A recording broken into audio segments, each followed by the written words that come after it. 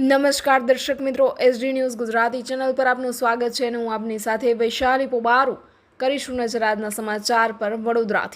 વડોદરા શહેરમાં ગુનાહિત પ્રવૃત્તિઓમાં વધારો થયો છે। નાગરિકોની સુરક્ષા અને સલામતી માટે સામાજિક કાર્યકર કમલેશભાઈ પરમાર તેમજ અન્ય સામાજિક કાર્યકરો દ્વારા આવેદનપત્ર આપીને પોલીસ કમિશનર શ્રી રજૂઆતો કરી એક નાનકડો પ્રયત્ન કર્યો હતો। વડોદરા શહેરમાં અગાઉ નવલખી ખાતે દુષ્કર્મની ઘટના બની હતી, ત્યારે હાલમાં ભાયલી ખાતે એક બાળકી સાથે દુષ્કર્મની ઘટના બની છે।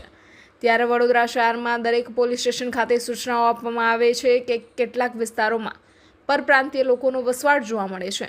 કેટલાક પરપ્રાંતીય લોકો ધંધા અને રોજગાર અર્થે આવતા હોય છે, પરંતુ તેઓ ગુનાહિત પ્રવૃત્તિઓ ધરાવતા હોય છે કે નહીં તેની જાણ નથી હોતી।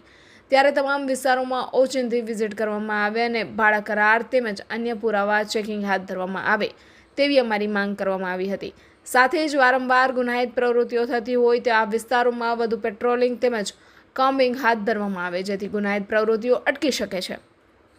કેટલાક વિસ્તારોમાં ખુલ્લા મેદાનો, પ્લોટ, માલિકીની જગ્યાઓ તેમજ અન્ય જગ્યાએ સીસીટીવી કેમેરા લગાવવામાં આવે અને સ્ટ્રીટ લાઇટની વ્યવસ્થા પણ કરવામાં આવે તેવા સૂચનો આપવાની જરૂર છે, કારણ કે હાલમાં ચોરી, લૂંટ, મારામારી તેમજ ડ્રિંક એન્ડ ડ્રાઈવ જેવા ગંભીર ગુના થતા હોય છે। વડોદરા શહેર સંસ્કારી નગરીમાં ઘણા પ્રાઇવેટ તેમજ સરકારી કામકાજ અર્થે મંજૂરી કરવા માટે મજૂરો પણ આવતા હોય છે, પરંતુ તેઓ પાસે પીસીસી સર્ટિફિકેટ તેમજ આધાર કાર્ડ પણ નથી હોતા। સાથે જ કેટલાક વિસ્તારોમાં કોણ ક્યાંથી આવ્યા છે તેઓની સંપૂર્ણ માહિતી મકાન માલિક તેમજ કોન્ટ્રાક્ટરોને પણ નથી હોતી, છતાં મકાન માલિકો વધુ રૂપિયાની લાલચમાં મકાનો ભાડેથી આપતા હોય છે। ત્યારે આવા તમામ લોકો વિરુદ્ધ કાયદાકીય કાર્યવાહી કરવામાં આવે તેવી માંગ પણ કરવામાં આવી હતી। વધુમાં પોલીસ કમિશનરશ્રીને લેખિતમાં તથા મૌખિકમાં ભાયલી ગેંગરેપ કેસના આરોપીઓને સખત સજા માટે માંગ કરતા પોલીસ કમિશનરશ્રી દ્વારા ચોક્કસપણે બાહેંધરી આપવામાં આવી હતી। Bureau report, SD news Gujarati, Vadodara. વધુ સમાચારો જોવા માટે લાઇક કરો, શેર કરો, સબસ્ક્રાઇબ કરો એસડી ન્યૂઝ ગુજરાતી ચેનલને।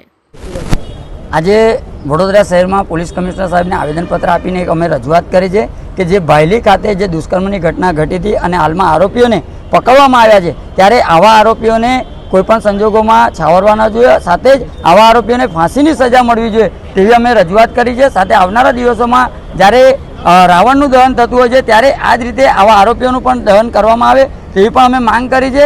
સાથે વડોદરા શહેરની અંદર અલગ અલગ વિસ્તારોમાં પરપ્રાંતીય લોકોની પુષ્કળ પ્રમાણમાં અવર જવર થતી હોય છે, ત્યારે કેટલાક લોકોએ મકાન માલિકો જે ભાડા કરાર વિના જ આવા પરપ્રાંતિયોને મકાન ભાડેથી આપે છે, ત્યારે સઘન ચેકિંગ કરવામાં આવે અને કોમ્બિંગ હાથ ધરવામાં આવે તેવી અમે માંગ કરી છે। સાથે પોલીસ કમિશનર સાહેબે અમને આશ્વાસન આપ્યું છે, વચન આપ્યું છે કે અમે ચોક્કસથી આ તમામ વિસ્તારોમાં પેટ્રોલિંગ હાથ ધરાવીશું તેવી પણ અમને બાંહેધરી આપી છે।